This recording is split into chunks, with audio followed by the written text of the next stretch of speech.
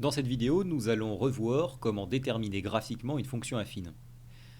Une fonction affine est représentée graphiquement par une droite, et déterminer graphiquement une fonction affine, c'est trouver sa formule, qui sera de la forme f de x égale ax plus b, avec a le coefficient directeur, donc un nombre qu'on doit calculer, et b l'ordonnée à l'origine.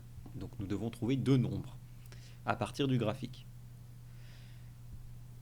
Gardons en tête la formule que l'on cherche, de la forme donc ax plus b. La première étape va être de trouver le coefficient directeur. Pour cela, nous allons utiliser la formule du taux d'accroissement, f de xb moins f de xa sur xb moins xa. Et pour l'appliquer, nous allons avoir besoin de lire les valeurs sur le graphique. Ici, on voit que lorsque l'abscisse vaut 1, on nous a donné 2 points sur cette droite. Le premier est lorsque l'abscisse vaut 1, l'ordonnée vaut 2. Donc c'est-à-dire que l'image f de 1 est égale à 2. Ça, c'est en lisant le premier point. Deuxième point, lorsque l'abscisse vaut 7 et l'image vaut 5. Donc, f de 7 égale 5. Donc nous avons deux images, et à partir de là, nous allons déterminer A et B.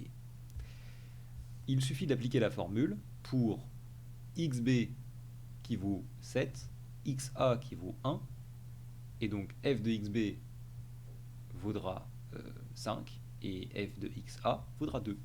Donc on va faire tout simplement f de 7 moins f de 1 divisé par 7 moins 1, ce qui va nous donner 5 moins 2 sur 7 moins 1, c'est-à-dire 3 sur 6, ce qui est égal à 1 demi. Donc le coefficient directeur, a de la fonction, c'est égal à 1 demi. Cela nous a permis de calculer la pente de la droite, le coefficient directeur. La deuxième étape va être de calculer l'ordonnée à l'origine, c'est-à-dire la valeur de b. Pour cela, nous allons tout simplement, encore une fois, utiliser les données à notre disposition. Nous avons trouvé dans la première étape que f de x est 1 demi fois x plus b, puisque nous avons calculé a. Ensuite, pour terminer, nous allons tout simplement utiliser une des valeurs que nous avons. Donc nous avons vu tout à l'heure que f de 1, c'est égal à 2.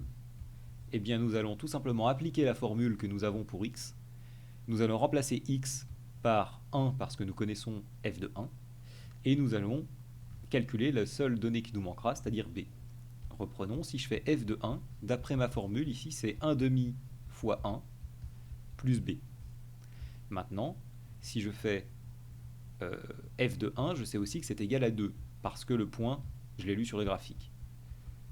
Ce qui veut dire que 2, c'est égal à 1 demi fois 1 plus b. Donc finalement, 2, c'est 1 demi plus b.